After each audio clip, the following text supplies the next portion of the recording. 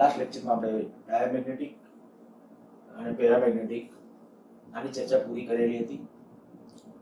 ત્યાંથી જ કન્ટિન્યુ કરીએ. આટલા મુદ્દાઓના સંદર્ભમાં આપણે ચર્ચા કરતા હતા. આ બધા મુદ્દાઓને ધ્યાનમાં રાખીને લાસ્ટમાં પ્રશ્ન પૂરો કરશું એટલે તરત જ તફાવતના મુદ્દાઓ આ ત્રણેય વચ્ચે ડાયા, પેરા અને ફેરો. અત્યારે આપણે જે ચર્ચામાં જઈએ છીએ ફેરોમેગ્નેટિક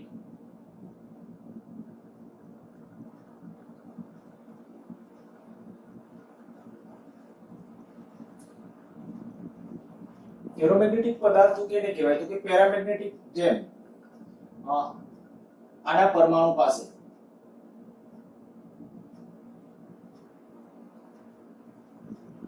કાયમી ચુંબકીય ચાર્જ માત્રા હોય.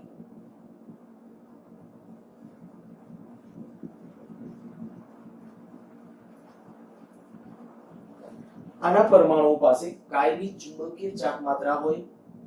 વળી આપણે એમ પણ કહી શકીએ કે આની અંદર એક ખાસ સ્ટ્રક્ચર જેને કહેવાય ડોમેન્સ બંધારણ. આવા પદાર્થો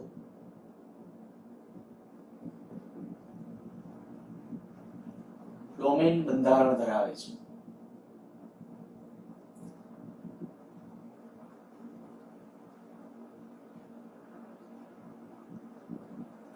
આ ડોમેન બંધારણ શું છે?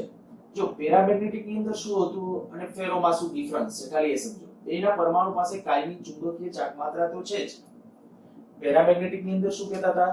આ પેરામેગ્નેટિક મટીરીયલ હોય તો એના એક પરમાણુની ચુંબકીય ચાર્જ માત્રા બીજાની, આ ત્રીજાની, આ બધાની કંઈક અસ્તવ્યસ્ત ગોઠવાયેલી હોય. આ બધા પરમાણુની ચુંબકીય ચાર્જ માત્રા આડાઅવળી છે. પરિણામે આખા પદાર્થનું ટોટલ મેગ્નેટાઇઝેશન કેટલું? 0. ફેરોમેગ્નેટિક મટીરીયલ ને પદાર્થનું મેગ્નેટાઇઝેશન શૂન્ય જ હોય. આ પરમાણુ પાસે કાયમી ચુંબકીય ચાર્જ માત્રા હોય પણ પદાર્થ પાસે પદાર્થની કુલ ચુંબકીય ચાર્જ માત્રા શૂન્ય. ત્યારે બાહ્ય વિદ્યુત ક્ષેત્ર और બાહ્ય ચુંબકીય ક્ષેત્રમાં ન હોય તો બાહ્ય ચુંબકીય ક્ષેત્ર હોય તો પરિસ્થિતિ બદલાશે. એ આપણે ચુંબકીય ક્ષેત્રમાં જઈએ ત્યારે ડિસ્કસ કરશું. અત્યારે ખાલી આના પૂરતું વિચારો કે આ પેરામેગ્નેટિક ની અંદર જે બધા પરમાણુ હતા બધા અસ્તવ્યસ્ત છે. પરિણામે પદાર્થની ટોટલ ચુંબકીય ચાર્જ માત્રા 0 હતી, પરમાણુ પાસે હતી. આ મુદ્દો તો એમનામ જ જે પેરામાં હતો એ જ આની અંદર. પણ આમાં મેં એક વધારાનો શબ્દ લખ્યો છે ડોમેન બંધારણ ધરાવે. ડોમેન એટલે શું?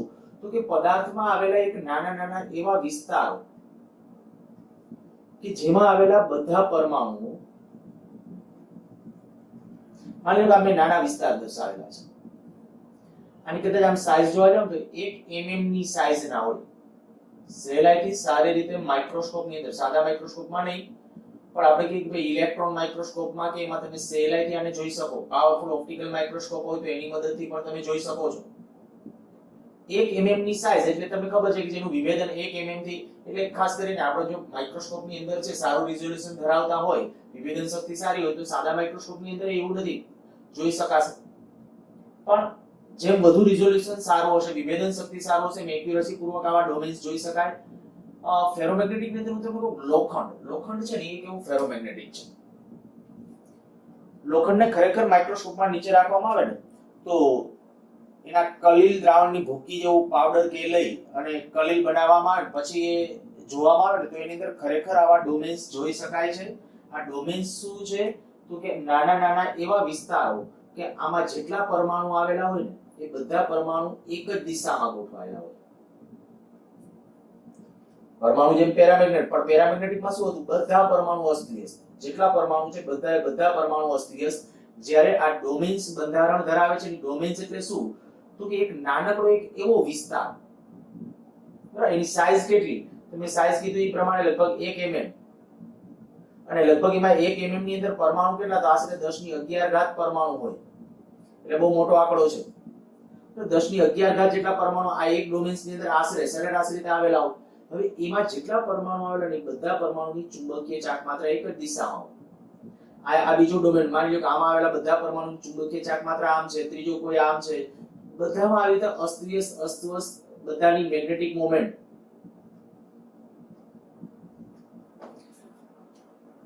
આ ડોમેન્સમાં જેટલા પરમાણુ છે બધાની એક જ દિશામાં હોય મેગ્નેટિક મોમેન્ટ. બરાબર? ડોમેન્સ બંધારણનો અર્થ તમને ખ્યાલ આવી ગયો હશે. હું ફરીથી ડોમેન બંધારણની વ્યાખ્યા બોલું છું. ફેરોમેગ્નેટિક મટીરીયલમાં આવેલા એવા નાના નાના વિસ્તારો કે જેમાં આવેલા બધા પરમાણુઓની મેગ્નેટિક મૂવમેન્ટ એક જ દિશામાં હોય. ફરીથી, ફેરોમેગ્નેટિક મટીરીયલમાં આવેલા નાના નાના એવા વિસ્તારો કે જેના બધા પરમાણુ એક જ દિશામાં ગોઠવાયેલા હોય, તો એક જ દિશામાં મેગ્નેટિક મૂવમેન્ટ હોય. તો એક જ દિશામાં મેગ્નેટિક મૂવમેન્ટ હોય, પરિણામે આમાં શું હોય તો કે આનું મેગ્નેટાઇઝેશન ઓની સાપેક્ષે સ્ટ્રોંગ હોય, ચુંબકત્વ પ્રમાણમાં સ્ટ્રોંગ હોય. જો આનું કાઈ એમ મેગ્નેટિક સસેપ્ટિબિલિટી કાઈ એમ નક્કી કરીએ તો એક કરતા ખૂબ મોટી, વધુ ધન, ખૂબ મોટું મૂલ્ય હોય અને ધન છે મૂલ્ય, કાયમ નું મૂલ્ય છે ખૂબ વધારે છે. તો કાયમ વધુ છે તો આપણે આ સમીકરણ પ્રમાણે તમે કહી શકો કે એનું મેગ્નેટાઇઝેશન અનેક ગણું થશે. કાયમ જેટલા ગણું હોય, દાખલા તરીકે આપણે કહીએ કેટલાક પદાર્થો એવા છે કે જેના માટે કાયમ મેગ્નેટિક સસેપ્ટિબિલિટી નું મૂલ્ય અથવા એની સાપેક્ષ પરમિએબિલિટી, કારણ કે એ પાછી આપણને ખબર છે કાયમ અને સાપેક્ષ પરમિએબિલિટી μr બરાબર શું હતું 1 કાયમ, જેનું કાયમ ખૂબ મોટું એના માટે μr સાપેક્ષ પરમિએબિલિટી નું મૂલ્ય પણ ખૂબ મોટું હશે એક કરતા, અર્થાત કે μ છે એ શૂન્યાવકાશની પરમિએબિલિટી કરતા ખૂબ વધારે હશે. હવે આમાં તમે વિચારી શકો કે જ્યારે આ પ્રમાણે જો હું એમ કહું કાયમનું મૂલ્ય ખૂબ મોટું ધન હોય તો આ જેટલું હશે એના કરતા કાયમ ગણું મેગ્નેટાઇઝેશન હશે. હશે કેમનું? તો કે આ પેરામેગ્નેટિકમાં જેવું બિહેવિયર હતું એની જેમ બાકી. આને તમે જેવું ચુંબકીય ક્ષેત્રમાં મૂકો એટલે બધા પરમાણુ આમ ગોઠવવાનો ટ્રાય કરે, આમાં શું થાય? થશે એની જેમ જ, પણ આમાં ડોમેન સ્ટ્રક્ચર બદલાશે. કેવી રીતે બદલાય એની હમણાં ચર્ચા કરીએ. પણ એમાં ડોમેન સ્ટ્રક્ચર અને બધા પરમાણુ છે ને ધીમે ધીમે આમ ગોઠવવાનો ટ્રાય કરશે. ઓલરેડી આ એક ડોમેન્સમાં આવેલા બધા પરમાણુ તો એક દિશામાં પહેલેથી ગોઠવાયેલા છે. એક જે તે પદાર્થની એની પોતાની આગવી એક પ્રોપર્ટી છે અને એને પરિણામે એનું કાયમ ખૂબ જ ધન છે. કાયમ એક કરતા ખૂબ મોટું ધન છે. સારું, તો μr નું મૂલ્ય મળી ગયું, આ મળી ગયું. તો એ આપણે ફેરોમેગ્નેટિઝમ નું કારણ શું? તો કારણની આપણે જે ડિસ્કસ કરી તો કારણ કીધું કે ભાઈ એના ડોમેન્સ બંધારણને છે તો પેલા પરમાણુ પાસે ચુંબકીય ચાક માત્રા, પદાર્થની કુલ ચુંબકીય ચાક માત્રા 0 છે. આ ડોમેન્સ બંધારણ ભરેલી, પણ આની ટોટલ ચુંબકીય ચાક માત્રા કેટલી હશે? 0. અને આની અંદર એમ કહું કે ભાઈ m નેટ, અત્યારે આના માટેનું m નેટ જો વિચારો તો અત્યારે 0 છે. આ સ્મોલ m એટલે મેગ્નેટિક મોમેન્ટ, અત્યારે આની સ્મોલ m નેટ બરાબર 0 છે.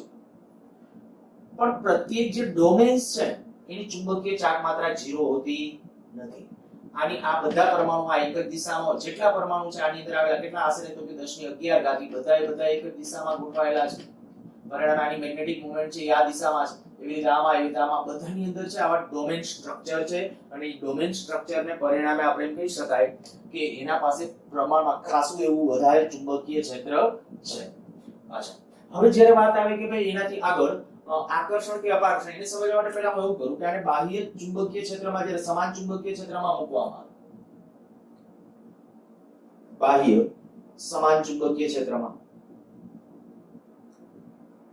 શું થશે? માની લો કે આ ફેરોમેગ્નેટિક મટીરીયલનો સળિયો છે, કોબાલ્ટ અથવા આયર્ન, એવો કોઈ ફેરોમેગ્નેટિક મટીરીયલનો સળિયો છે.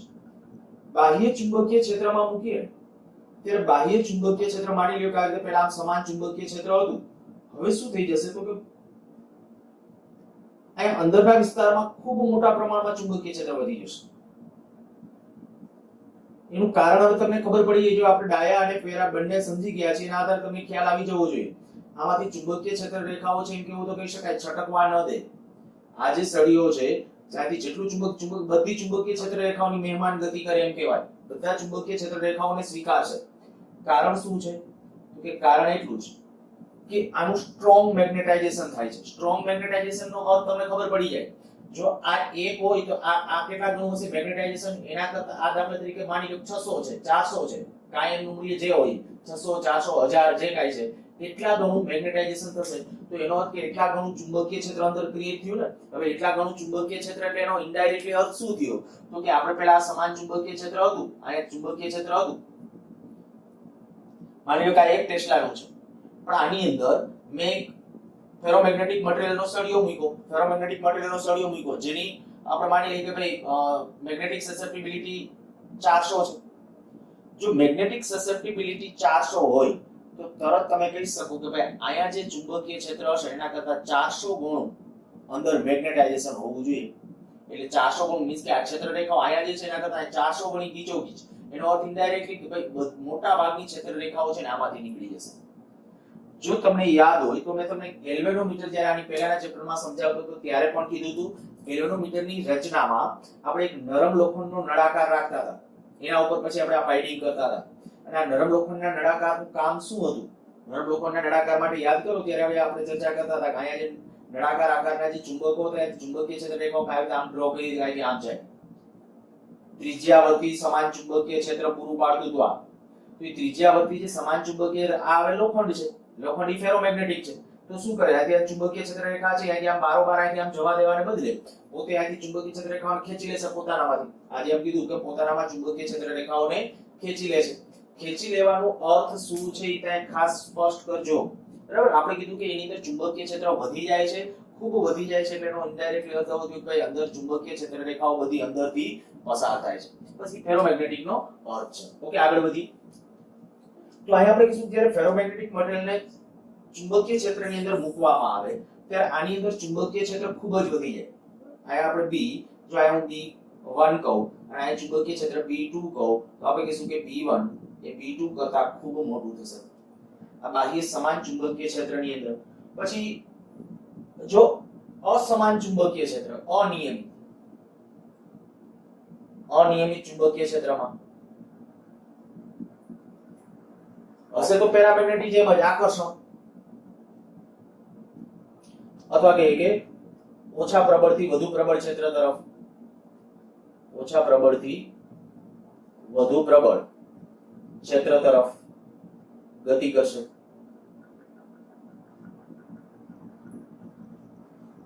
અથવા એમ કે ભાઈ ગજિયા ચુંબક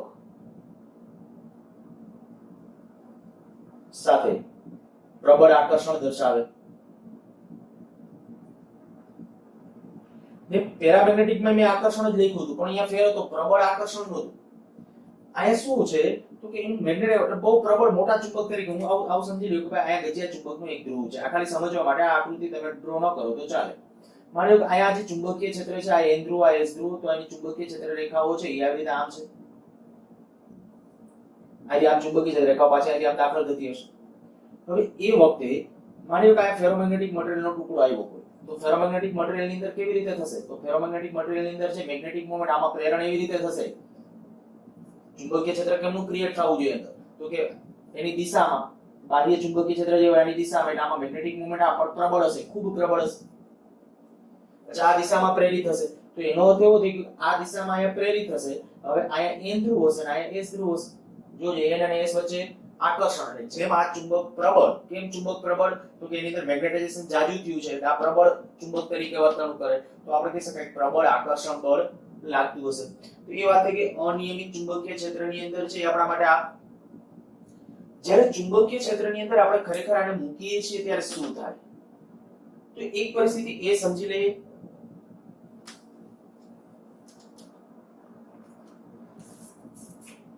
આ જ્યારે આપણે કહીએ કે આ ડોમેન સ્ટ્રક્ચર છે, આની અંદર આ બધા પરમાણુ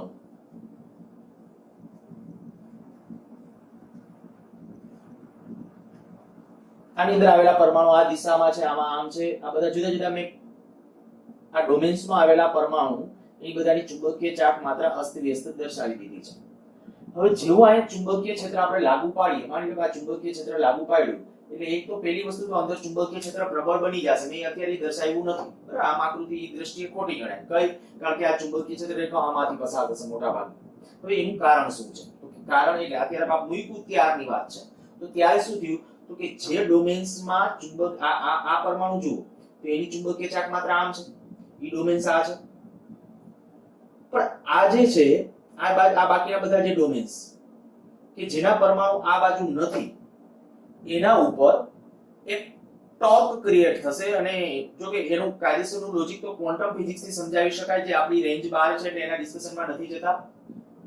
પણ એમ કહીએ કે આ જે ડોમેન્સ જેના પરમાણુ આ બાહ્ય ચુંબકીય ક્ષેત્ર સાથે દિશામાં ગોઠવાયેલા હોય ને, આ ડોમેન્સની આ દીવાલ ધીમે ધીમે ધીમે ધીમે ધીમે અદ્રશ્ય થવા માંડશે. અથવા બીજી રીતે કહું ને તો એમ કહેવાય કે સૌથી પહેલા એની આજુબાજુના પરમાણુ આ જે પરમાણુ છે કે આ પરમાણુ છે આ પરમાણુ છે એને આની સાથે ભેળવતો જશે અને આમ બધા ગોઠવાતા જશે. અને રિયલમાં જો પાવરફુલ માઇક્રોસ્કોપ હોય તો પાવરફુલ માઇક્રોસ્કોપની મદદથી આ જોઈ પણ શકાય. બાહ્ય ચુંબકીય ક્ષેત્રની અંદર તમે મૂકો તો એના ડોમેન્સ બંધારણો છે એ જેમ જેમ તમે બાહ્ય ચુંબકીય ક્ષેત્ર વધારતા જાઓ તો ઓલો ડોમેન્સ જે દિશાનો છે એ ડોમેન્સ મોટો બનતો જશે.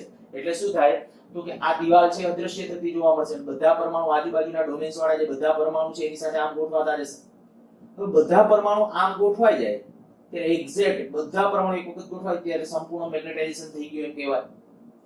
પણ એની અંદર ફેર એ હશે કે ભાઈ પ્રબળ મેગ્નેટાઇઝેશન હશે. ફેર એ છે કે પ્રબળ મેગ્નેટાઇઝેશન કારણ કે જરાક ચુંબકીય ક્ષેત્ર લાગુ પાડો કે બધા પરમાણુ ગોઠવાઈ જશે. પેરામેગ્નેટિક ની અંદર તો બધા અસ્તવ્યસ્ત છે અને જરાકથી એવું ગોઠવાતું નથી. આનું ચુંબકત્વ વધારે હોવાનું કારણ પણ એ જ છે. ઓકે, આ બે કારણની વાત આ ચર્ચા થઈ ગઈ. આકર્ષણ અપાકર્ષણ, બાહ્ય ચુંબકીય બાહ્ય નિયમિત ચુંબકીય ક્ષેત્રમાં અનિયમિત ચુંબકીય ક્ષેત્ર એ ચર્ચા થઈ ગઈ. કાયમ અને ટી નો સંબંધ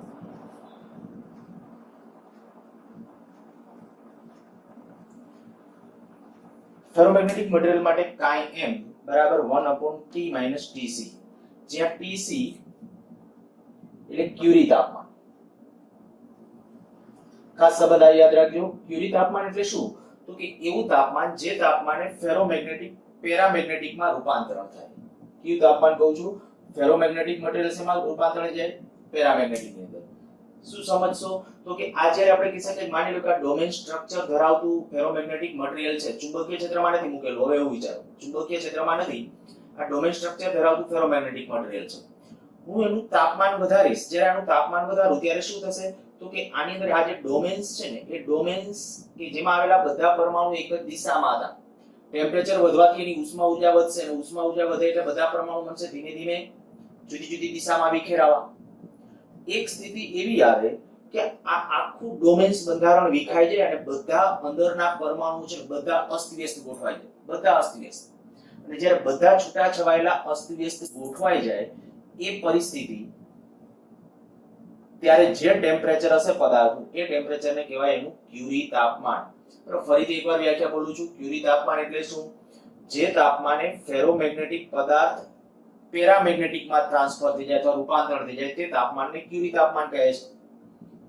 તો અહીંયા આપણે કહીએ કે આ જે તાપમાન હવે તમે જે લાગુ પાડો ને એ કેવું હોવું જોઈએ? કમસે કમ ક્યુરી તાપમાન કરતા જો ક્યુરી તાપમાનથી નીચું તાપમાન છે તો ઓકે, તો શું થઈ જવાનું છે?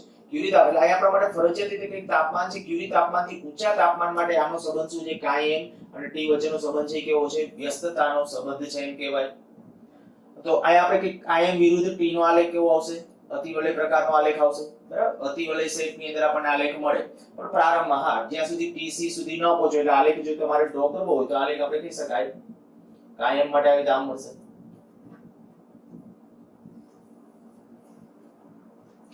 TC કરતા આગળના ટેમ્પરેચર માટેની વાત છે. TC કરતા આગળના ટેમ્પરેચર માટે ચાલો તો ત્યારે કહી શકાય કાયમ. આ કાયમ વિરુદ્ધ T નો આલેખ. B વિરુદ્ધ H નો આલેખ. હમણાં ખૂબ ડિટેલમાં એના વિશે જોઈએ અને એને હિસ્ટેરિસિસ કર્વ કહેશું. અત્યારે ખાલી એનો પાર્ટ તમને ડ્રો કરીને સમજાવું તો જો અહીંયા આપણે કહીએ કે આ B આ H, માની લો કે આ ફેરોમેગ્નેટિક મટીરીયલ છે એને ક્યાંક આપણે સોલિડની વચ્ચે રાખી દીધો છે અને ચુંબકીય ક્ષેત્ર વધારતા જઈએ એટલે આ H વધતું જશે. બાહ્ય ચુંબકીય ક્ષેત્ર વધારતા જઈએ તો B જે વધે છે ને એ પેરામેગ્નેટિકની જેમ રેખીય રીતે નથી વધતું. આ પેરામેગ્નેટિક જેમ રેખીય રીતે નહીં, કે એનો વધવાનો દર જે છે ને કે આવી રીતે આમ શરૂઆતમાં જે કહીએ કે ભાઈ આ H0 એટલે આવું સમજી લ્યો કે ભાઈ આ દાખલા તરીકે આ ફેરોમેગ્નેટિક મટીરીયલનો સળિયો છે, બરાબર, લોખંડ છે કે કોબાલ્ટ છે, આવો સળિયો છે. મેં આને ઉપર સોલિડની જેમ વાઇડિંગ કરી નાખ્યું અને આમાંથી હવે હું પ્રવાહ વધારું છું. આમાં દાખલા તરીકે આપણે પ્રવાહ લાગુ કરીએ. જ્યારે પ્રવાહ લાગુ કરશો એટલે અંદરના વિસ્તારમાં ચુંબકીય ક્ષેત્ર વધતું જશે. અંદરના વિસ્તારમાં ચુંબકીય ક્ષેત્ર વધતું ગયું. જેમ જેમ ચુંબકીય ક્ષેત્ર વધતું જાય આ H વધાર્યું કહેવાય. સોલેનોઇડમાંથી પ્રવાહ વધારો એટલે H વધ્યું. હવે H વધારો તો એનું જે મેગ્નેટાઇઝેશન વધશે અને પરિણામે B વધશે. બરાબર, અંદરનાનું મેગ્નેટાઇઝેશન થશે અને મેગ્નેટાઇઝેશન વધશે એને પરિણામે જે B વધશે એનું ચુંબકીય ક્ષેત્ર પરિણામે એનો જો આલેખ ડ્રો કરો તો એ આલેખ તમને આ રીતે આમ મળશે. એક સ્થિતિ એવી આવશે કે ભાઈ તમે આ ચોક્કસ પ્રવાહ એક વખત દાખલા તરીકે તમે આ પ્રવાહ વધારતા જાવ તો બધા ડોમેન્સ છે એક બાજુ ગોઠવાતા જાય છે, એક બાજુ ગોઠવાતા જાય છે. એક સ્થિતિ એવી બની જાય કે આખા પદાર્થની અંદર માત્ર ને માત્ર પછી એક જ ડોમેન્સ રહેશે. ક્યારે? તમે આ ચુંબકીય ક્ષેત્ર વધારતા જાવ છો, માની લો કે આ ચુંબકીય ક્ષેત્ર વધારતા ગયા એટલે આ ડોમેન્સ મોટો બનતો જશે કન્ટિન્યુ, આજુબાજુના ડોમેન્સ એમાં ભળતા જશે, તો બધા ડોમેન્સ છે આ દિશામાં કન્ટિન્યુઅસલી ગોઠવાતા જશે અને એક મોટો ડોમેન્સ બની જશે. એકવાર બધા ડોમેન્સમાંથી એક ડોમેન્સ બની ગયો એટલે બધા પરમાણુ આમ ગોઠવાઈ ગયા, અને બધા ગોઠવાઈ ગયા એટલે હવે તમે ગમે એટલું આ ચુંબકીય ક્ષેત્ર વધારશો ને તો નવા પરમાણુ ક્યાંથી ઉત્પન્ન જ થવાના. તો ત્યારે આપણે કહી શકાય અહીંયા આવી ગયા કહેવાય સેચ્યુરેશન મેગ્નેટાઇઝેશન. આને કહેવાય એનું સેચ્યુરેશન મેગ્નેટાઇઝેશન. એટલે અહીંથી તમે હવે ગમે એવું H વધારો છતાં B વધતું નથી. પણ એને હમણાં આપણે આના પછીનો જે મુદ્દો કન્સિડર કરું છું હિસ્ટેરિસિસ કર્વ, એની અંદર સાથે પાછું આને આ વસ્તુ રિપીટ થવાની છે.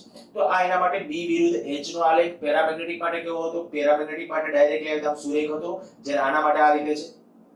ઓકે, બીજું જ્યારે યુ આકારની નળીની અંદર આવું દ્રવ્ય ભરેલું હોય તો પેરામેગ્નેટિકની જેમ જ પણ વધારે આકર્ષણ બળ છે, બરાબર? એટલે જો આપણે કહીએ કે પેરામેગ્નેટિક દ્રવ્ય, માની લો કે આ યુ આકારની આ નળી,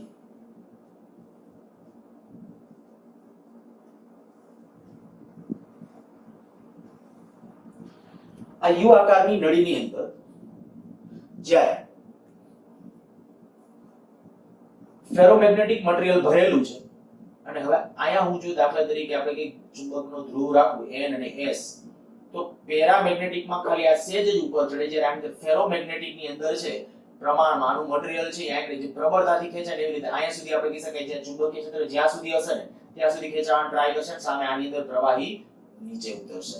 તો ઓમાં જે ડિસ્કસ કર્યું તો આ બધી પ્રોપર્ટી, જો આ પ્રોપર્ટી જે છે એ, પછી આ બાહ્ય ચુંબકીય ક્ષેત્રમાં વર્તણૂક, અનિયમિત ચુંબકીય ક્ષેત્રની વર્તણૂક, ખાલી પ્રબળતાથી હોય આકર્ષણ, તો એ બધી પ્રોપર્ટી પેરામેગ્નેટિકની જેમ જ છે.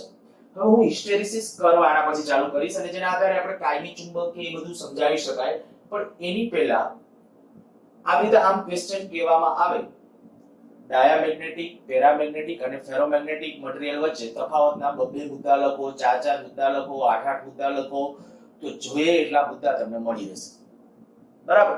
જોઈએ એટલે કેટલા? જો આમાં દાખલા તરીકે એક કારણ કીધું, પછી કાયમ, મ્યુ આર, મ્યુ, આ ત્રણેય અલગ અલગ મુદ્દા તરીકે દર્શાવી શકો, જાજા મુદ્દા લખવા હોય તો હા, પછી 2 જ મુદ્દા પૂછ્યા હોય તો આ 2 અલગ અલગ નો લખતા, તો જાજા મુદ્દા બનાવને આપણે જાજા મુદ્દા એટલે 6 મુદ્દા વધીની જરૂર પડે. અચ્છા, કારણ, કાયમ, મ્યુ આર, મ્યુ, પછી આકર્ષણ કે અપાકર્ષણ, ચુંબકીય ક્ષેત્રમાં ગજિયા ચુંબકને લઈ આવો, ટૂંકમાં ગજિયા ચુંબકની નજીક આ મટીરીયલને લઈ જાવ તો આકર્ષણ લાગે કે અપાકર્ષણ? તો ડાયામાં શું કીધું? અપાકર્ષણ. પેરા અને ફેરામાં આકર્ષણ, પણ એમાં ફેરોમેગ્નેટિકની અંદર ખૂબ પ્રબળ આકર્ષણ હશે. બાહ્ય ચુંબકીય ક્ષેત્રની અંદર, તો કે બાહ્ય ચુંબકીય ક્ષેત્રની અંદર આપણે જે ડિસ્કશન કર્યું, ચુંબકીય ક્ષેત્રમાં જ્યારે મૂકો છો ત્યારે શું થશે? તો કે એની અંદર વિરુદ્ધ દિશામાં કાં તો એક જ દિશામાં મેગ્નેટિક મોમેન્ટ પ્રેરિત થશે અને પરિણામે અંદર ક્ષેત્ર કાં તો ગીચોગીચ બનશે અને કાં તો ક્ષેત્ર બહારની તરફ ધકેલાઈ જશે. એ ડિસ્કશન આપણે કર્યું. પછી અનિયમિત ચુંબકીય ક્ષેત્રમાં કેમની ગતિ કરશે? ઓછા પ્રબળથી વધુ પ્રબળ કે વધુ પ્રબળથી ઓછા પ્રબળ? કાયમ વિરુદ્ધ T નો આલેખ 3 માટે લીધો, BH વિરુદ્ધ H નો આલેખ લીધો અને U આકારની નળીમાં પ્રવાહી અને સાથે ઓલા પાત્રની અંદર પ્રવાહી, એનું પણ આપણે ડિસ્કશન કર્યું, બરાબર? હવે આના પછીનો નેક્સ્ટ આપણે જે ટોપિક લઈ ફેરોમેગ્નેટિક માટે જ, પણ હિસ્ટેરિસિસ, બરાબર? ફેરોમેગ્નેટિક મટીરીયલ માટે હિસ્ટેરિસિસ. હિસ્ટેરિસિસ શું છે? તો જો હિસ્ટેરિસિસની વ્યાખ્યા આપીએ તો આપણે કહી શકાય ફેરોમેગ્નેટિક મટીરીયલ માટે B વિરુદ્ધ H નો આલેખ.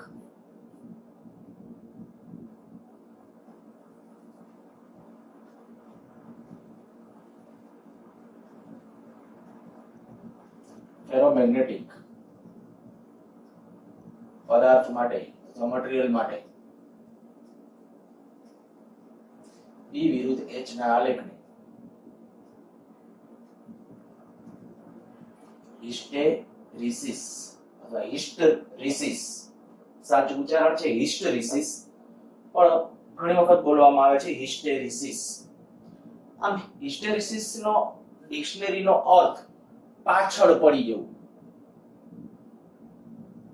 પાછળ પડી જવું. એનો અર્થ કઈ રીતે? હું તમને એમ કહું કે ભાઈ આપણે કોઈક આગળની કંઈક ઇન્સ્ટન્ટ, આપણી આગળની પહેલાની જે ઘટના બની હોય ને એને ધ્યાનમાં રાખીને વર્ક કરવું હતું, એને ધ્યાનમાં રાખીને. ઇતિહાસ એવો અર્થ નહીં કે ભાઈ અગાઉ શું કર્યું તો અમુક વર્ષો પહેલા તો હવે અત્યારે એવું કરવાનું, એવું નહીં. એ ઇતિહાસની વાત નથી આ. પણ પણ આગળની ક્ષણે શું હતું એને પાછળમાં ધ્યાનમાં રાખીને ફોલોઅપ કર્યું, મેમરી જેવું ટૂંકમાં, આમ મેમરી, પણ આગળના ક્ષણની મેમરીને ધ્યાનમાં રાખી અને ફોલોઅપ થતું હોય એટલે એને કહેવાય હિસ્ટેરિસિસ. શું છે, કેવી રીતે છે ને સમજવા માટે દાખલા તરીકે માની લ્યો કે કોઈ ફેરોમેગ્નેટિક મટીરીયલનો સળિયો, આ લોખંડ અથવા સ્ટીલ, એલનિકો મેં એક વખત અગાઉ નામ આપેલું હતું, તો આ ફેરોમેગ્નેટિક મટીરીયલનો સળિયો છે, એના ઉપર આપણે વાઇન્ડિંગ કરીએ, આને કહેશું મેગ્નેટાઇઝિંગ વાઇન્ડિંગ, જે સોલેનોઇડ છે આપણું.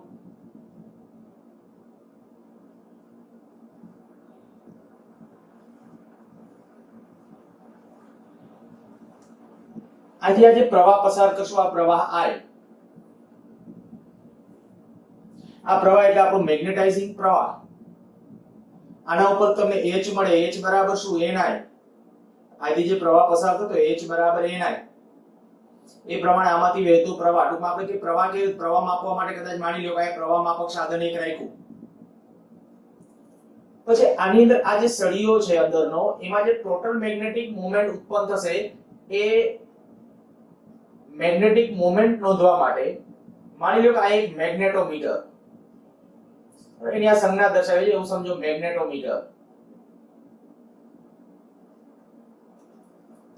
નીટજી માટે પછી હું એકાદ લેક્ચર આના માટે લઈશ. ટેક્સ્ટબુકમાં તો આપણે કહી શકાય એ ડિસ્કશનમાં નથી, પણ છતાંય અગાઉની પરીક્ષાઓ દરમિયાન નીટજી માટે આ પ્રશ્ન પછી પૂછાયેલ છે એટલે એકાદ બે ડિસ્કશન એકાદ લેક્ચર વખતે કરશું. પણ આ મેગ્નેટોમીટર શું છે, તો અત્યારે કહેશું જે ચુંબકીય ડાયપોલ મોમેન્ટ માપે. આ શું માપશે, m, બરાબર, m નેટ મેગ્નેટિક મોમેન્ટ માપશે. એને ખાલી બાજુમાં રાખેલું એટલે મેગ્નેટિક મોમેન્ટ માપે. હવે મેગ્નેટિક મોમેન્ટ મળી જાય એટલે આ સળિયાનું કદ તો તમે જાણો છો, બરાબર, આ સળિયાનું કદ આપણે જાણીએ છીએ. માની લો કે સળિયાનું કદ, અંદર જે સળિયો રાખ્યો છે એનું કદ v છે, એટલે કદાચ a * l કહીએ, લંબાઈ l, 8 છે, ક્ષેત્રફળ a છે, તો આપણે m મળી જશે. m બરાબર, સૂત્ર યાદ કરો, m નેટ અપોન v, એકમ કદ દીઠ પ્રેરિત થતી ડાયપોલ મોમેન્ટ, એટલે આ m મળી ગયું. હવે m મળી જાય તો આપણે કહી શકાય h બરાબર b અપોન μ0 માઈનસ m. યાર આગલા લેક્ચર વખતે આપણે ડિસ્કશન કર્યું હતું, h m જાણો છો તો b નું મૂલ્ય મળી જાય કે નહીં. આ b મળી જાય, એ b વિરુદ્ધ h નો આલેખ. શું કરવાનું થયું તમારે, આમાં જો આ b અપોન μ0 આને હું સૂત્રનો કરતા બનાવું તો આવું થશે, h પ્લસ m. મેં પહેલા ઇક્વેશન આવું લખ્યું, બરાબર, આપણે આયા તો આમ હતું, b બરાબર b0 પ્લસ bm, પછી એને μ0 વડે ભાગ્યું હતું, પછી એને h ને m વડે દર્શાવી દીધું હતું. હવે મારે શું કરવાનું છે, ખાલી આટલું જ. આ h નું મૂલ્ય હું બદલીશ. h નું મૂલ્ય કેમ બદલવાનું, પ્રવાહ. જોજો આ સર્કિટ આ ટેક્સ્ટબુકમાં ડ્રો નથી કર્યો, પણ હિસ્ટેરિસિસ સમજવા માટે તમને ખાસ કામ આવશે. તમે ડ્રો કરજો. કરવાનું શું છે, તો પરિસ્થિતિ ખાલી આટલી જ હિસ્ટેરિસિસ માટે. વર્ણનમાં લખ્યું છે કે ફેરોમેગ્નેટિક મટીરીયલ લઈ અને એના ફેરોમેગ્નેટિક મટીરીયલના સળિયાને છે સોલિડની વચ્ચે રાખો અને બાહ્ય પ્રવાહનું મૂલ્ય વધારતા જાઓ. પણ શું કરતું જવાનું છે ને એક્ઝેક્ટલી સમજવા માટે મેં કીધું ભાઈ ચાલો આપણે આવું કીધું કે આ સળિયાને વચ્ચે રાખી દીધું, સોલિડની વચ્ચે, એમાંથી પ્રવાહ હું પસાર કરીશ, જેટલો પ્રવાહ પસાર કરીશ પ્રવાહ નોંધીશ. ઈ પ્રવાહ જે પસાર થશે એને પ્રવાહ પસાર થશે અને ઈ પ્રવાહનું મૂલ્ય વધારશું. મેં આ ચલ બેટરી દર્શાવી છે, તો પ્રવાહનું મૂલ્ય વધારશું. પ્રવાહ વધશે એટલે શું થશે, આની અંદર મેગ્નેટાઇઝેશન વધશે. મેગ્નેટાઇઝેશન કેનાથી નોંધાશે, મેગ્નેટોમીટરથી. ઈ મેગ્નેટાઇઝેશનનું મૂલ્ય નોંધાઈ જાય તો m મળી જશે, h મળી ગયો તમારા પાસે, તો b નું મૂલ્ય મળે. અને પછી b વિરુદ્ધ તમે જે h નો આલેખ ડ્રો કરશો ને એને કહેવાય હિસ્ટેરિસિસ અથવા હિસ્ટેરિસિસ. b વિરુદ્ધ h. હવે ફેરોમેગ્નેટિક મટીરીયલ શું છે એ આપણને ખ્યાલ છે. માની લો કે આ ફેરોમેગ્નેટિક મટીરીયલ, તો એની અંદર ડોમેન્સ બંધારણ છે. ડોમેન્સ શું છે એ પણ આપણને ખ્યાલ છે. પદાર્થની અંદર આવેલા નાના નાના એવા વિભાગો કે વિસ્તારો કે જેમાં આવેલા બધા પરમાણુઓ છે એની બધાની ચુંબકીય મોમેન્ટ છે એ એક જ દિશામાં હોય. સાઈઝ કેવડી હોય તો આપણે ડિસ્કસ કરી ગયા હતા કે સાઈઝ હોય 1 mm ના ક્રમની, પરમાણુ હોય એક ડોમેન્સમાં આશરે 10^11. પણ પાસેના જે ડોમેન્સ હોય એમાં આવેલા પરમાણુ એની મોમેન્ટ જુદી જુદી દિશામાં, પણ એક જ ડોમેન્સમાં આવેલા બધા પરમાણુની મેગ્નેટિક મોમેન્ટ છે એ એક જ દિશામાં હશે. હવે આપણે શું કર્યું કે આ સળિયો આની અંદર મૂકેલો છે. પ્રારંભિક ક્ષણે આ સળિયા પાસે સેજે મેગ્નેટાઇઝેશન નથી એવું ધારો. આ સળિયો છે, આ સળિયાની ટોટલ મેગ્નેટિક મોમેન્ટ 0 છે. એટલે એનો અર્થ એવો થઈ ગયો કે આના પાસે એકેય પરમાણુ આમ ટૂંકમાં આપણે આટલા પરમાણુ આમ ડોમેન્સમાં છે, પણ આખા બધાની ટોટલ નેટ ગણવા જાવ તો નેટ મેગ્નેટિક મોમેન્ટ કેવી છે? 0. તો હું જ્યારે એમ કહું કે અહીંયા આપણે અત્યારે કોઈ કન્ડિશન જ્યારે મેં પ્રવાહ લાગુ નથી પાડ્યો, મીન્સ કે H નથી તો B પણ નથી, B પણ 0, કારણ કે મેગ્નેટાઇઝેશન કાંઈ થયું નથી. જો B 0 છે, આપણે કીધું આ પ્રવાહ 0 એટલે H 0 અને આ સળિયા પાસે છે જે મેગ્નેટાઇઝેશન નથી, પહેલા પ્રારંભમાં નથી. જો હોય એટલે જો આપણે કન્ડિશન, અને મેં હમણાં કીધું હિસ્ટેરિસિસ એટલે શું? પાછળ પડી જવું, આગળ શું છે ને એને ફોલો અપ કરે. એટલે આપણે અત્યારે એમ કહીએ કે સેજે પ્રારંભમાં આના પાસે મેગ્નેટાઇઝેશન નથી, તો M0 H0 B કેવું 0, તો આલેખ અહીંથી શરૂ થશે H0 અને B0, તો અહીંથી આલેખ આપણે શરૂ કરશું. અચ્છા, હવે આગળ તો કે હવે પ્રવાહનું મૂલ્ય વધારવાનું શરૂ કરો. જેવો તમે પ્રવાહ વધારવાનું શરૂ કરશો એટલે શું થશે? તો કે આ સોલેનોઇડમાંથી પ્રવાહ વહેશે એટલે સોલેનોઇડની અંદર આપણે ચુંબકીય ક્ષેત્ર વધશે, બરાબર? વચ્ચેના વિસ્તારમાં સમાન ચુંબકીય ક્ષેત્ર હોય ની ચુંબકીય ક્ષેત્રનું મૂલ્ય વધવા લાગશે. હવે અંદર ચુંબકીય ક્ષેત્ર જેવું વધવા લાગશે એટલે કહી શકાય કે આ જે ફેરોમેગ્નેટિક્સ છે, આ ફેરોમેગ્નેટિક મટીરીયલ, એના ડોમેન્સ, જે ડોમેન્સ આમ ગોઠવાયેલો છે, આપણે ચુંબકીય ક્ષેત્ર આવી રીતે આમ આવ્યું, ખરેખર આમ પછી ગીચોગીચ થઈ જશે ચુંબકીય ક્ષેત્ર ફેરોમેગ્નેટિક મટીરીયલની અંદર, બરાબર? પણ ઈ જે ચુંબકીય ક્ષેત્ર જે છે ઈ કે શું કરશે? તો કે આ જે ડોમેન્સ છે ને એની દિશામાં આવેલો ડોમેન્સ એનું કદ વધારશે, ધીમે ધીમે આજુબાજુના ડોમેન્સ એની આરે ભળતો જશે. અને એક કન્ડિશન એવી આવે કે આખા પદાર્થની અંદર હું જ્યારે આ ચુંબકીય ક્ષેત્ર વધારી, કે રીતે વધારવાનું? પ્રવાહ વધારી. આખા પદાર્થની અંદર છે માત્ર ને માત્ર એક જ ડોમેન્સ બની જશે. ત્યાર પછી તમે ગમે એવો પ્રવાહ વધારશો, કારણ કે એક જ ડોમેન્સ બની ગયો, બધા પરમાણુ આમ ગોઠવાઈ ગયા, એટલે હવે પછી એનું મેગ્નેટાઇઝેશન વધશે ને, અને ત્યારે એને કહેવાય સેચ્યુરેશન મેગ્નેટાઇઝેશન. ત્યાં સુધી પ્રેક્ટિકલી જો આલેખ ડ્રો કરવામાં આવે તો આ રીતે આમ મળે છે. અહીંયા હું નામ આપું O, અહીંયા કહું છું A. એ પાસેથી આગળ હવે આપણે આનો અર્થ એવો થયો કે પ્રવાહ વધારતા જઈએ છીએ. નોંધતું શું જવાનું હતું કે પ્રવાહ વધારો એટલે ઓટોમેટિક આ એટલે H મળી જશે, અને પ્રવાહ વધશે એટલે આ મેગ્નેટોમીટર થી M નોટોન E મળે એટલે કેપિટલ M મળી જશે, કેપિટલ M મળે એટલે B મળે. E જે કેલિબ્રેશન થી B આવી, B વિરુદ્ધ H નો આલેખ ડ્રો કરતા જઈએ છીએ, આ રીતે આમ મળતો જાય છે. પણ એક સ્થિતિ એવી આવી કે તમે H પછી ગમે એટલું વધારશો, આ H આજે H કેવી રીતે વધારો? પ્રવાહ વધારશો એટલે H વધતું જશે.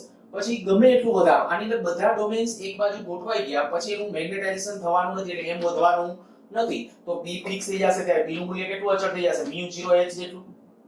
આ જે છે M છે, M નું મૂલ્ય પછી મેં કીધું મેગ્નેટાઇઝેશન નથી થવાનું, એટલે હા M જેટલું હતું એટલું M તો એડ થશે જ. તો આપણે કહીએ μ0h + M જેટલું, તો આ આપણે કહી શકીએ મેક્સિમમ. પછી હવે તો આ આલેખ ખરેખર આમ કન્ટિન્યુ આમ આગળ વધશે, તમે ગમે એટલું h વધારશો તો આ મૂલ્ય વધવાનું નથી. તો આ તબક્કો છે ને એને કહેવાય એનું મેગ્નેટાઇઝેશન, કે આ જે ફેરોમેગ્નેટિક મટીરીયલ છે એનું મેગ્નેટાઇઝેશન થયું. શું થયું? બધા ડોમેન્સ મળીને એક ડોમેન્સ બની ગયો. પણ હવે હું આવું કરું, માની લ્યો કે આ પ્રવાહ ઘટાડવાનું શરૂ કર્યું. જોજો વર્ણનાત્મક જ લખવાનું છે, અને આ પ્રશ્ન હું અત્યારે આ સમજાવું છું, તમારે લખવાનો ટેક્સ્ટ બુકમાં સમજી તમારી ભાષામાં તમારી રીતે પછી લખજો. આકૃતિ આ એક વધારામાં ડ્રો કરવાની છે. હવે હું શું કહું છું કે એક વખત સંપૂર્ણ મેગ્નેટ, પછી હવે આગળ પ્રવાહ વધારવાનો કોઈ અર્થ જ નથી. હવે તો પ્રવાહ વધારશો તો વધારાનું મેગ્નેટાઇઝેશન થવાનું નથી. પણ હવે એવું કરો કે પ્રવાહ ઘટાડવાનું ચાલુ કરો. જો આ પ્રવાહ ઘટાડવાનું ચાલુ કરીએ, આ પ્રવાહ પેલા વધારો, ક્યાંથી ક્યાં સુધી વધારવાનું? તો કે 0 થી, ઓકે, પ્રવાહનું મૂલ્ય વધે ક્યાં સુધી? 0 થી A સુધી. આલેખ ત્યાં સુધી જશે. પછી શું કરો? પ્રવાહ ઘટાડો. હવે પ્રવાહ ઘટાડો એટલે શું થાય? જેવો તમે પ્રવાહ ઘટાડવા માંડશો ને એટલે વળી ઓલા ડોમેન્સ બનશે અસ્તવ્યસ્ત થવા. પણ આયા ફેરોમેગ્નેટિકની એક જે ખાસિયત છે કે તમે કદાચ પ્રવાહ ઘટાડીને શૂન્ય કરી નાખો, અહીંયા આપણે પ્રવાહ આ એમીટર 0 બતાવે, અહીંયા કોઈ વોલ્ટેજ જ લાગુ ન પડો અને આ પ્રવાહ 0 થઈ જાય ને, છતાં એનું મેગ્નેટાઇઝેશન શૂન્ય ન થાય.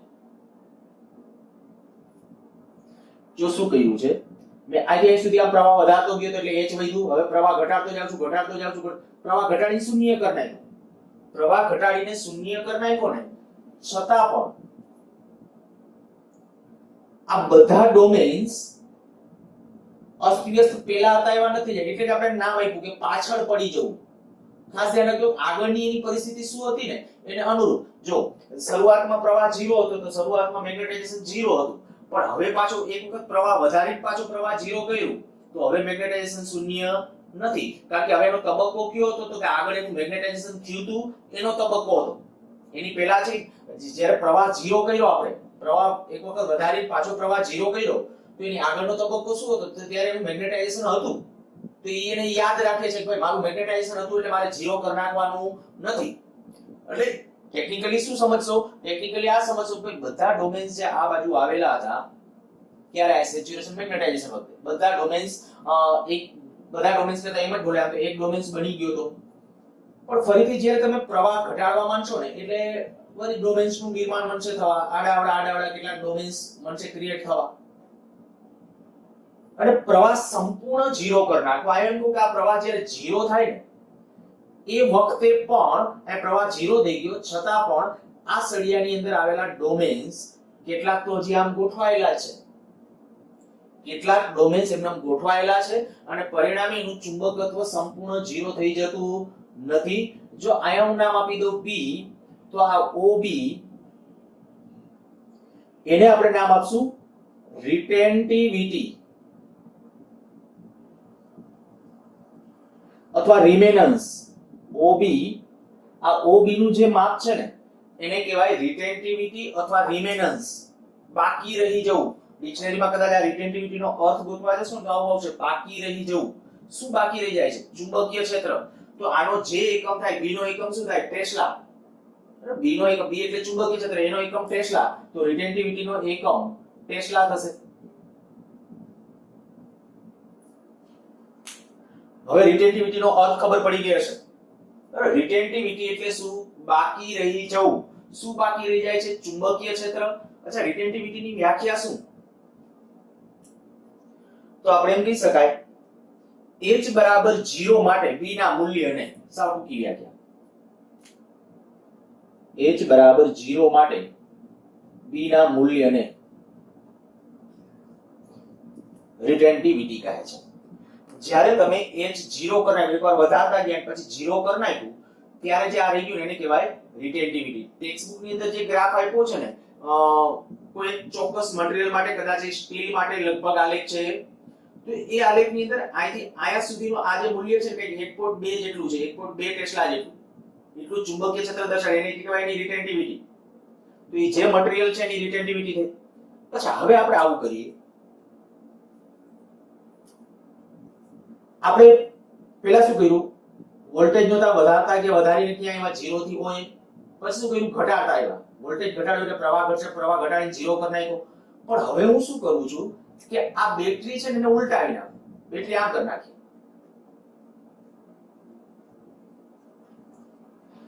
આ બેટરી ઉલટી કરી નાખી અને વધારીએ પ્રવાહ. હવે તો હવે શું થશે? આ ઘન બનશે, આ એટલે ચુંબકીય ક્ષેત્ર આમ લાગુ થશે, આમ ચુંબક. તો બાહ્ય ચુંબકીય ક્ષેત્ર આમ આવે તો શું થાય? વિચારો, પહેલા ચુંબકીય ક્ષેત્ર આમ હતું, બધા ડોમેન્સ આમ ગોઠવાઈ ગયા હતા. પહેલા ચુંબકીય ક્ષેત્ર હટાવી લીધું તો બધા ડોમેન્સ, હજી કેટલાક ડોમેન્સ છે, કારણ કે એટલે જ રિટેન્ટિવિટી છે, કેટલાક ડોમેન્સ છે જે આમ ગોઠવાયેલા છે, પરિણામે એ ચુંબકીય ક્ષેત્ર છે. પણ હવે હું એવું કરું છું કે પાછું અહીંથી આ વિરુદ્ધ દિશામાં મેગ્નેટિક ફિલ્ડ લાગુ પાડું છું. હવે ચુંબકીય ક્ષેત્ર આમ જ્યારે લાગુ પાડશું, આમ ચુંબકીય ક્ષેત્ર જ્યારે લાગુ પાડશું, ત્યાં રાખજો, હવે આમ નહીં, ઉલટાવી નાખી દિશા અને ધીમે ધીમે વધારતા જાવ. તો હવે વધારતા જશો એટલે શું થશે? તો કે કેટલાક ડોમેન્સ બનશે પાછા આમ ગોઠવાવા, ઓલા થોડાક ભલે આમ હતા, થોડાક આમ, અને પરિણામે કેવું થઈ જશે? 0. તો આવી કન્ડિશન આવી જશે કે અહીંથી જો હું આલેખને પાછો આમ લઈ જાઉં તો આ આપણે એમ કહીએ કે આવી રીતે આમ કંઈક થશે.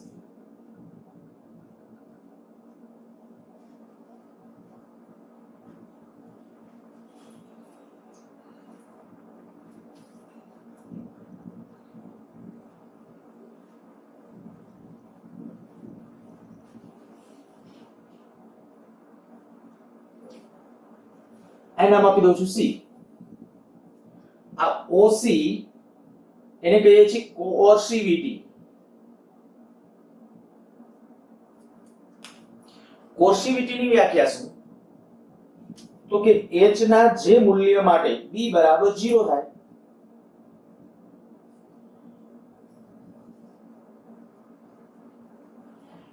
બરાબર 0 મળે. તેને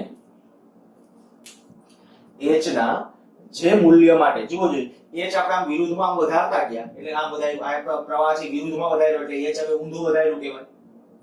પ્રવાહ કારણ કે વિરુદ્ધમાં હોય તો h આમ વધારતા જશો વિરુદ્ધમાં તો એક સ્થિતિ એવી આવી કે આનું પરિણામી મેગ્નેટાઇઝેશન 0 કારણ કે ઊંધો પ્રવાહ એટલે બધા હવે ડોમેન્સ આમ બનશે ગોઠવવા ધીમે ધીમે આ બાજુ એનું મેગ્નેટાઇઝેશન પછી વધતું જશે.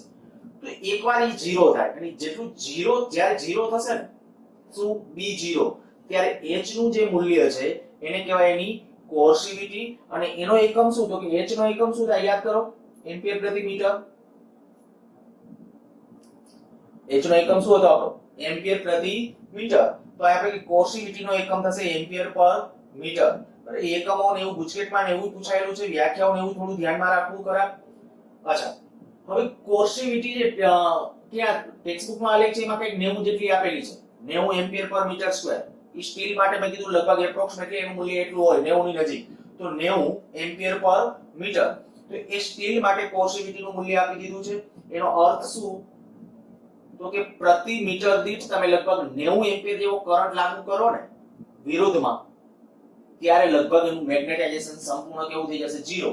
આમાં તમે પ્રવાહ ઊંધો પસાર કરો પણ કેવો 90 એમ્પિયર પર મીટર પ્રતિ મીટર દીઠ 90 એમ્પિયર જેટલો કરંટ જ્યારે પસાર થાય ત્યારે એનું મેગ્નેટાઇઝેશન સંપૂર્ણ 0. પણ ચાલો હજી હું આવું કરું કે હજી આ રૂમમાં જ બેટરી રાખીને હજી વધારતો જાવ તો કે હવે બધા ડોમેન્સ જે પેલા આમ હતા ને આ ડોમેન્સ મોટો બનતો હતો પેલા આમ હતું ત્યારે હવે આ બાજુ જે ડોમેન્સ હશે ને ઈ બાજુનો ડોમેન્સ માની લો કે આવો કોઈ હતો તો ઈ ડોમેન્સ મોટો બનતો બધા ડોમેન્સ એની હારે ભળતા જશે આ બાજુ મેગ્નેટાઇઝેશન થશે અને ઈ બાજુ મેગ્નેટાઇઝેશન થશે તો એનો આલેખ પાછો આપણે કે આવી રીતે આમ મળશે કઈ.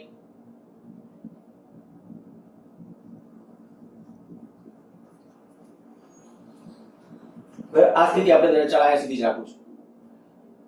તો આ સુધી અહીંથી હવે આમ આગળ વધારો તો કે હવે કઈ સંપૂર્ણ મેગ્નેટાઇઝેશન હવે પાછા બધા હવે ક્યારે શું થઈ ગયું કે જેવો આમ ચુંબક એટલે બધા ડોમેન્સ પછી આ બાજુ ભળતા ગયા એક સ્થિતિ એવી આવી કે બધા ડોમેન્સ ભળીને એક ડોમેન્સ આ બાજુ બની ગયો ત્યારે પાછું કેવાય સેચ્યુરેશન મેગ્નેટાઇઝેશન મહત્તમ મેગ્નેટાઇઝેશન. હવે એનાથી વધારે મેગ્નેટાઇઝેશન થવાનું નથી.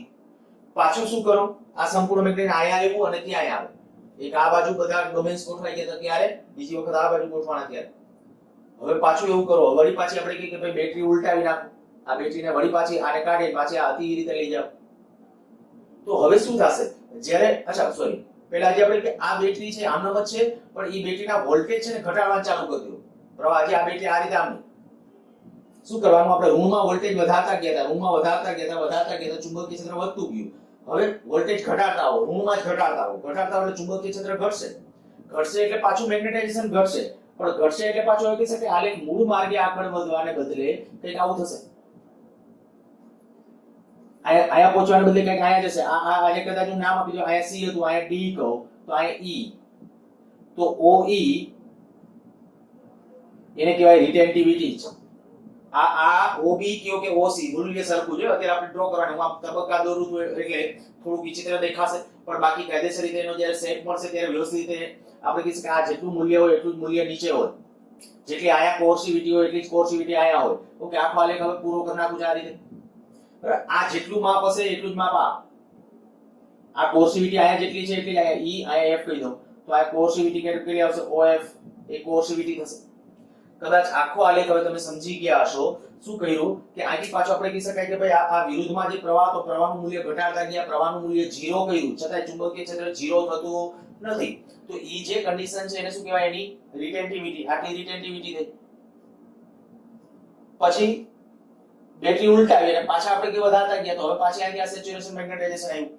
તો આમાં તમે જોઈ શકો છો કે આ B વિરુદ્ધ H ના આલેખ વડે જે કંઈક ક્ષેત્રફળ કવર થાય છે અહીંયા એક ક્ષેત્રફળ એક ચોક્કસ ક્ષેત્રફળ આટલું એક કવર થયું એ શું દર્શાવે તો કે હિસ્ટેરિસિસ લોસ એક તમે કહી દો આપણે ટેક્સ્ટ બુકમાં નથી આપ્યું પણ પૂછાય પણ છે B વિરુદ્ધ H ના આલેખ વડે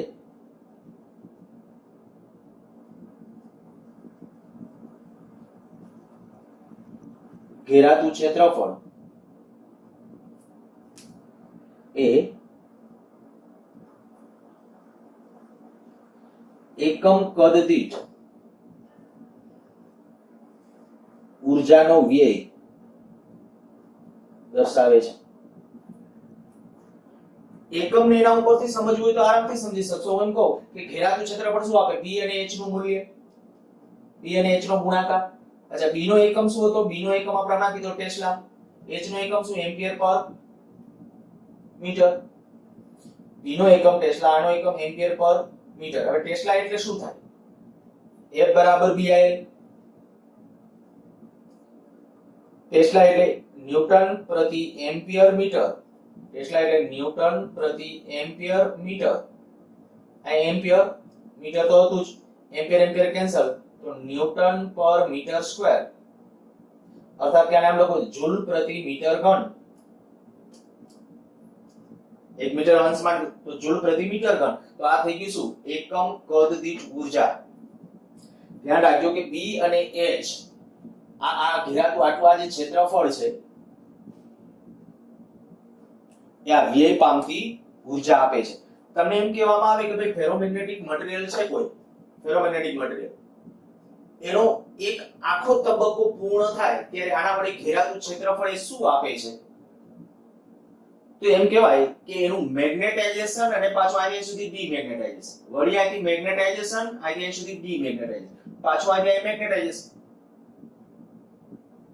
હિસ્ટેરિસિસ કર્વ વડે ઘેરાતું ક્ષેત્રફળ એ તેના મેગ્નેટાઇઝેશન અને ડીમેગ્નેટાઇઝેશન ના તબક્કાઓ, મેગ્નેટાઇઝેશન એટલે ચુંબકત્વ ધારણ કરવું અને ડીમેગ્નેટાઇઝેશન એટલે ચુંબકત્વ નાશ પામવું, એ તબક્કાઓ દરમિયાન એકમ કદ દીઠ વ્યય પામતી ઊર્જા સૂચવે છે.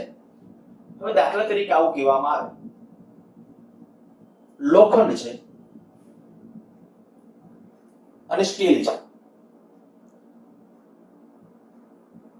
લોખંડની અંદર જો સોફ્ટ ફેરોમેગ્નેટિક હોય, પરિસ્થિતિ જુદી હોય, હાર્ડ ફેરોમેગ્નેટિક હોય. હાર્ડ ફેરોમેગ્નેટિક જેની રિટેન્ટિવિટી જાજી ને, થોડું ભૂસી નાખું છું. હવે આ તબક્કો બધો ભૂસી નાખું. ચાલો,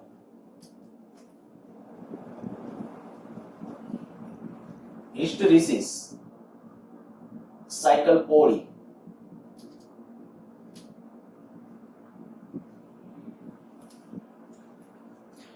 તો એ એકમ કદ દીઠ ઊર્જાનો વ્યય જાજો દર્શાવે, પણ હિસ્ટેરિસિસ સાયકલ પોળી કઈ રીતે પોળી? જો આયા રિટેન્ટિવિટી વધારે હોય, કોર્સિવિટી ઓછી હોય. રિટેન્ટિવિટી વધારે હોય, કોર્સિવિટી ઓછી હોય.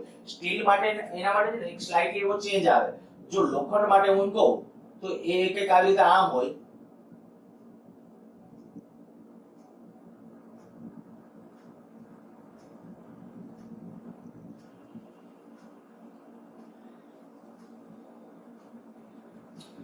આ માની લો કે લોખંડ માટે છે. આ માપ સરખા હોય, અહીં સુધીનો આ, અહીં સુધીનો આ, અહીં સુધીનો આ માની લો કે લોખંડ માટે છે. જો સ્ટીલ માટે ડ્રો કરવામાં આવે તો કંઈક આવી રીતે આમ મળે.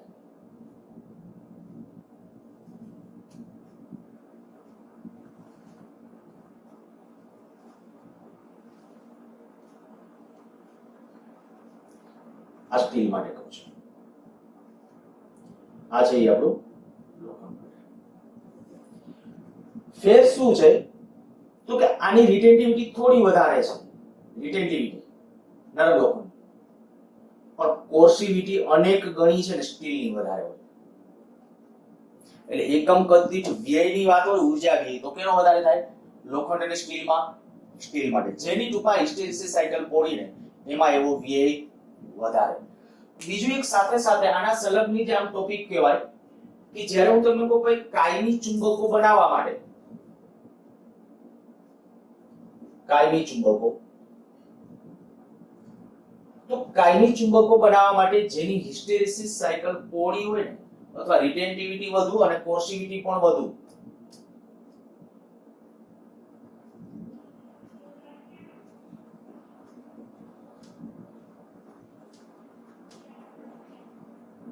આવું દ્રવ્ય સિલેક્ટ કરવું.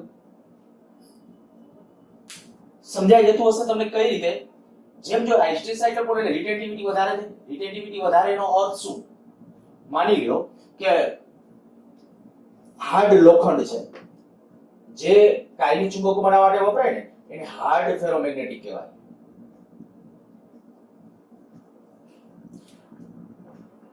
જે આપણે કહીએ કે નરમ લોખંડ નહીં, પોલા, એવું જે આપણે ગણીએ, તો એ હાર્ડ લોખંડ જ્યારે હોય ને ત્યારે હાર્ડ લોખંડ માટે હિસ્ટેરેસિસ સાયકલ પહોળી મળે, નરમ લોખંડ માટે એ સાંકડી હોય, જે પેલી ડ્રો કરી હતી. પણ હાર્ડ ફેરોમેગ્નેટિક માટે પહોળી છે અને એમાં રિટેન્ટિવિટી વધુ છે. એનો અર્થ શું? રિટેન્ટિવિટી વધુ છે તો એનો અર્થ કે જો હમણાં આપણે મેં આકૃતિ ડ્રો કરી, તેમાં સળિયા તરીકે તમે હાર્ડ લોખંડ રાખો, શું કર્યું? તમે એક વખત એને ચુંબકત્વ ધારણ કરાવી દો, ગમે તે રીતે બાહ્ય ચુંબકીય ક્ષેત્રમાં મૂકો, અથવા જૂની ટેકનિકો હતી, ટેક્સ્ટબુકમાં એકાદી આકૃતિ પણ આપી છે કે અગાઉ છે ચુંબક બનાવવા માટે સુથાર શું કરતા, તો કે એની પેલી શું કહેવાય એને હરણ કે ફેણ એવું કંઈક કે, તો એની મદદ સતત છે ને ઠપકાર, એક ધ્રુવ છે એક ચોક્કસ દિશામાં ઉત્તર દિશામાં પકડી રાખી અને સતત લાલચોળ કરીને ઠપકારે, જેનાથી એનું ચુંબકત્વ છે ઝડપથી પ્રાપ્ત થાય. એટલે ચુંબક ટૂંકમાં એને ઠપકારીને, અથવા આપણે કહી શકાય માની લો કે આ સળિયો છે, મારે ચુંબકત્વ પ્રાપ્ત કરાવવું છે, શું કરવાનું? એક ગજ્ય ચુંબક લઈ એને આમ કરીને આમ ઢસડો, એક ધ્રુવ પાછો આથી ઉપાડીને આવી આમ લઈ લો, આપણે અગાઉ કીધું હતું, તો એનાથી ચુંબકત્વ પ્રાપ્ત થશે. એ ચુંબકત્વ શું કામ પ્રાપ્ત થયું? તો આના જે ડોમેન્સ હતા એ બધા માટે એક બાજુ ગોઠવાવા. પણ હવે પછી તમે આને મૂકી દો આ ભૂતો, તો કે જો ડોમેન ફટાફટ અસ્તવ્યસ્ત થઈ જાય ને, તો એ કાયમી ચુંબક બનાવવા ચાલે નહીં. આપણે ખબર છે અત્યારે કાયમી ચુંબકો બનાવવા માટે કેનો ઉપયોગ કરીએ છીએ? એલ્નિકો, એલ્યુમિનિયમ, નિકલ, કોબાલ્ટ, લોખંડ, આની મિશ્ર ધાતુ છે. આ જ રીતે ગોલ્ડ સ્ટોન, આવો એક શબ્દ પ્રયોગ છે, ગોલ્ડ સ્ટોન કે એવું કંઈક તમે જરાક જોઈ લેજો. ગોલ્ડ સ્ટોન નહીં પણ એવો એક સ્ટોન, ટેક્સ્ટબુકમાં એક બીજો શબ્દ પ્રયોગ પણ છે, મને એનું નામ યાદ નથી, તમે જોજો. એલ્નિકો, આ જે મિશ્ર ધાતુ છે, એલ્યુમિનિયમ, નિકલ, કોબાલ્ટ, લોખંડ, તાંબુ, બરાબર, એની મિશ્ર ધાતુ છે. આ ભલે આમાં લખ્યું એલ્યુમિનિયમ, નિકલ, કોબાલ્ટ, આમ ભલે આમ ત્રણ દેખાતી હોય, પણ આ ઉપરાંત તાંબુ, કોપર અને લોખંડ એની મિશ્ર ધાતુ છે. એનો ઉપયોગ છે એ કાયમી ચુંબકો બનાવવા માટે કરાય. તમને કોઈ એમ પૂછે કે કાયમી ચુંબકો બનાવવા માટે હાર્ડ ફેરોમેગ્નેટિક શું કામ? તો હવે તમને આવડવું જોઈએ. હાર્ડ ફેરોમેગ્નેટિકની રિટેન્ટિવિટી વધારે હોય, કોર્સિવિટી પણ વધારે હોય. રિટેન્ટિવિટી વધુ હોય ને એ દ્રવ્ય વધારે સારું આવે હાર્ડ ફેરોમેગ્નેટિકમાં, બરાબર. પણ આ આપણે બે શક્ય વધુ હોય તો સારું, કારણ કે આ પાછું બે વધારે હોય તો લોસ વધુ થાય. પણ આપણે કાયમી ચુંબકોની અંદર એવું નથી કરવાનું હોતું કે સતત પ્રવાહ વધવાનો આમ ને આમ. ખાલી એક વખત મેગ્નેટાઇઝ થઈ જાય પછી ટકી રહે ને એવું જોવાનું. તો ટકી રહે એના માટે આપણે કીધું કે એ જે ચુંબકત્વ છે એના માટે રિટેન્ટિવિટી અને કોર્સિવિટી કેવી હોવી જોઈએ? વધારે. પણ સામે હું તમને કહું, આ કાયમી ચુંબકોને બદલે જેને બોલાય છે ઇલેક્ટ્રોમેગ્નેટ,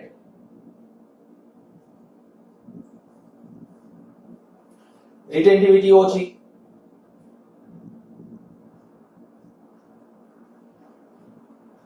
રિટેન્ટિવિટી કોર્સિવિટી ઓછી, આને કહેવાય સોફ્ટ ફેરોમેગ્નેટિક.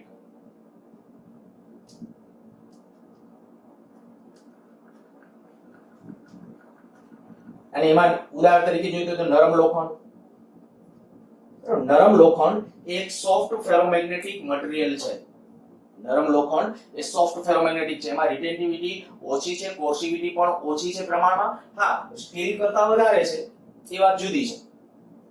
પણ મેં કીધું કે હાર્ડ લોખંડ કહીએ એની સાપેક્ષે રિટેન્ટિવિટી ઓછી છે. એટલે શું થાય કે જેવું તમે પ્રવાહ છે ને, આનો અર્થ એવો થાય કે જેવું તમે આમ માની લો કે આપણે હમણાં ગુજડામાં કીધું આ નરમ લોખંડનો સળિયો, એના ઉપર આ પ્રવાહ આપણે સોલેનોઇડ રાઈડિંગ પ્રવાહ પસાર કર્યો. પ્રવાહ પસાર કર્યો એટલે ચુંબકત્વ ફટાફટ આવે. ચુંબકત્વ આવ્યું, મેગ્નેટાઇઝ સંપૂર્ણ મેગ્નેટાઇઝેશન થઈ ગયું. જેવો પ્રવાહ હટાવો ને એટલે એની રિટેન્ટિવિટી ઓછી હોય. હવે રિટેન્ટિવિટી ઓછી હોય એટલે શું થઈ ગયું કે જાણે કે જેવો તમે પ્રવાહ લગભગ 0 કરો ને ત્યાં લગભગ પાછું ચુંબકત્વ કેવું થઈ જાય? 0. રિટેન્ટિવિટી ઓછી હોય, આ રિટેન્ટિવિટી આટલી છે એટલે બધી રિટેન્ટિવિટી સાવ ઓછી હોય તો તમે સમજી શકશો. રિટેન્ટિવિટી ઓછી હોય તો ફટાફટ ચુંબકત્વ નાબૂદ કર્યું કહેવાય. તો એ ઇલેક્ટ્રોમેગ્નેટ્સ, આનો તે ઉપયોગ કેમાં? ક્રેનમાં ને એમાં ઘણી વખત આપણે પિક્ચરમાં ને એમાં જોતા હોય તો આ ઇલેક્ટ્રોમેગ્નેટ્સ કહેવાય. એમાં કે કોઈ એક દાખલા તરીકે આપણે કહીએ કે કોઈ હેલિકોપ્ટર કે એની મદદથી છે કોઈ કાર ને કે ઉંચકી લેવી હોય તો શું કરે? એમાંથી એક તકતી વાળો ભાગ આવે ને પછી આપણે કહીએ કાર ઉપર રાખે, જેવું ઉપરથી સ્વિચ ઓન કરે એટલે તરત મેગ્નેટ ઉત્પન્ન થાય. એમાં ઇલેક્ટ્રોમેગ્નેટ્સ હોય. જેવું ઇલેક્ટ્રોમેગ્નેટ્સ કાર સાથે ચોંટી જાય, કારને ઉપાડી લે એમને. એટલે આ પિક્ચરમાં જોયેલા સીન છે. પણ મેં કીધું કે આ પછી આ રીતે ક્રેન, બરાબર, ઇલેક્ટ્રોમેગ્નેટ્સ ધરાવતી ક્રેન પણ અવેલેબલ હોય તો એની મદદથી આપણે કહી શકાય કે વસ્તુઓને ઉંચકી શકાય. એ બધા છે એનો અત્યારે મોટા પ્રમાણમાં આપણો ઉપયોગ છે. ટેક્સ્ટબુકમાં આખો એક કાયમી ચુંબકો કરીને એક મુદ્દો આખો અલગથી આપ્યો છે, વાંચજો. બહુ સરસ છે આ મુદ્દો, કયા મટીરીયલ કેનો ઉપયોગ થાય એ બધું. મેં તમને જે આખું કન્સેપ્ચ્યુઅલ કહેવાય અને જેટલી માહિતીઓ મને યાદ હતી એ બધી માહિતીઓ તમને આપી દીધી છે. કન્સેપ્ટ બધો લઈ લીધો છે, કોઈ વસ્તુ એમાં કંઈ બાકી નથી, બરાબર. ફેરોમેગ્નેટિક મટીરીયલના બે પ્રકાર, હાર્ડ ફેરોમેગ્નેટિક. એકવાર એક 2 માર્કમાં પ્રશ્ન પૂછ્યો હતો. ફેરોમેગ્નેટિક મટીરીયલ કોને કહે? તો કે ડોમેન્સ બંધારણ હોય. હાર્ડ ફેરોમેગ્નેટિક, સોફ્ટ ફેરોમેગ્નેટિક વચ્ચેના ભેદ લખો. તો હાર્ડ ફેરોમેગ્નેટિક મટીરીયલ કેને કહેવાય? તો કે એની રિટેન્ટિવિટી વધુ, કોર્સિવિટી પણ વધુ. સોફ્ટ ફેરોમેગ્નેટિક છે, રિટેન્ટિવિટી ઓછી, કોર્સિવિટી ઓછી. પછી આપણે કીધું કે આનો ઉપયોગ કાયમી માટે થાય. પછી કાયમી ચુંબકોનો ઉપયોગ તો કે અત્યારે કાયમી ચુંબકો આપણને ખબર જ છે, હોકા યંત્રની સોય, બરાબર, દિશા સૂચકો એ બધા બનાવવા માટે, અથવા પ્રયોગશાળામાં જે આપણે જેને બાર મેગ્નેટ્સ કહીએ છીએ એ બધા કાયમી ચુંબકો છે. તો એ શેના બને? એલ્નિકો, એલ્યુમિનિયમ, નિકલ, કોબાલ્ટ એની મિશ્ર, હજી આ ઉપરાંત લોખંડ અને કોપર એની મિશ્ર ધાતુ છે. પણ આ કીધું નરમ લોખંડ કે એમાંથી છે એ ઇલેક્ટ્રોમેગ્નેટ્સ જનરલી તૈયાર થતા હોય છે. તો આ વાત થઈ ગઈ હિસ્ટેરિસિસ કર્વ. હિસ્ટેરિસિસ કર્વની અંદર આ બધા પાછા એમસીક્યુ માટે, એના માટે ધ્યાન રાખજો, આના રિલેટેડ પ્રશ્નો પણ સોલ્વ કરવા. હિસ્ટેરિસિસ સાયકલ પહોળી કે સાંકડી હોય તેના આધારે કાયમી ચુંબક, ઇલેક્ટ્રોમેગ્નેટ્સ કેને કહેવાય એ બધી ચર્ચા. ટેક્સ્ટબુકની થિયરી સંપૂર્ણપણે અહીંયા પૂરી, બરાબર. ટેક્સ્ટબુકમાં હવે એક પણ થિયરી આનાથી આગળ નથી. પણ મેં કીધું તો હમણાં કે નીટ ને જી માટે હું આના માટે 3 મેગ્નેટિક ઉપકરણો જે છે એનું ડિસ્કશન ભવિષ્યમાં ક્યારેક કરીશું. અત્યારે તો નેક્સ્ટ આપણે આના પછીના જે દાખલા લેશું અને પછી નેક્સ્ટ ચેપ્ટર શરૂ કરશું. ઓકે, એક સાથે સાથે ટેક્સ્ટબુકનું આ ઉદાહરણ છે, મેં રકમ લખીને રાખેલી છે, બહુ સિમ્પલ છે, ખાલી સમજાવી દઉં તમને. એવા રિલેટેડ પ્રશ્નો પણ અગાઉ પૂછાયેલા છે.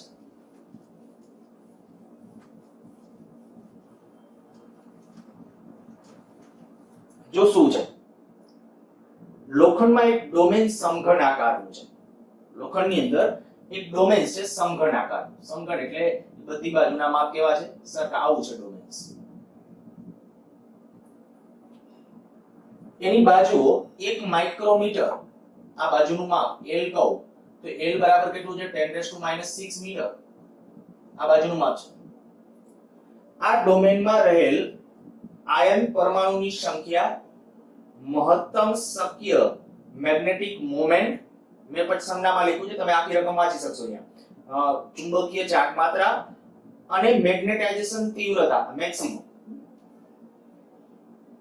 મેક્સિમમ મેગ્નેટાઇઝેશન તીવ્રતા એ નક્કી કરો. ડેટામાં આટલું આપેલું છે, પરમાણુય દળ, ઘનતા, દરેક પરમાણુની ચુંબકીય ચાક માત્રા. તો પહેલા તો આપણે આ ગણવું છે ડોમેનમાં રહેલા પરમાણુની ટોટલ સંખ્યા, કે આ ડોમેનમાં કેટલા પરમાણુ હશે. સાદી ત્રિરાશિઓ વાળો દાખલો છે એમ કેવું કહેવાય. પહેલા તેનું કદ નક્કી કરી નાખો. જો મારે કદ નક્કી કરવું તો L ક્યુબ કદ થશે, બરાબર. અત્યારે બહુ કેલ્ક્યુલેશનમાં નહીં પડીએ, કેલ્ક્યુલેશન તમારે હું ખાલી લોજિક સમજાવું છું. 10⁻6 ઘાત એની 3 ઘાત એટલે 10⁻18 ઘાત મીટર ઘન, આટલું આનું કદ થયું. તો મારે આનું દળ નક્કી કરવું હોય તો ઘનતા બરાબર દળના છેદમાં કદ, ઘનતા બરાબર દળના છેદમાં કદ, દળ બરાબર કદ ગુણ્યા ઘનતા. ઘનતાનું મૂલ્ય આપ્યું છે ત્યાં 7.9, બરાબર. 7.9 * 10⁻18 આટલું દળ થયું. આ ઘનતા ગ્રામમાં છે તો આપણે એને ગ્રામની અંદર કરના, ગ્રામ પ્રતિ, અચ્છા અહીંયા ગ્રામ પ્રતિ સેન્ટીમીટર ઘનમાં છે તો એને આપણે ઘનતાને ટ્રાન્સફર કરવી પડશે. પછી લખી શકો, કારણ કે આ જે છે એ કાં તો મીટર ઘનમાંથી સેન્ટીમીટર ઘનમાં જાઓ, બેમાંથી એક રસ્તો. આને મીટર ઘનમાંથી સેન્ટીમીટર ઘનમાં તો સીજીએસ માં આવી જશે એ રીતે. પણ આપણે એના કરતા આવું કરીએ, આ જે ગ્રામ પ્રતિ સેન્ટીમીટર ઘન છે તો ગ્રામ એને કિલોગ્રામમાં લઈ જાઓ 10⁻³ ઘાત, અને સેન્ટીમીટર ઘન છે ને મીટર ઘનમાં લઈ જાઓ તો 10⁻6 ઘાત. સેન્ટીમીટર ઘનને મીટર ઘનમાં 10⁻6 ઘાત એના ગુણ્યા કદ, કદ એટલે 10⁻18 ઘાત. આનાથી જે આંકડો આવે એ શું થયું આપણું? આ દળ, બરાબર. આ દળ માટેનો એમ છે, આ દળ કહી દઉં છું.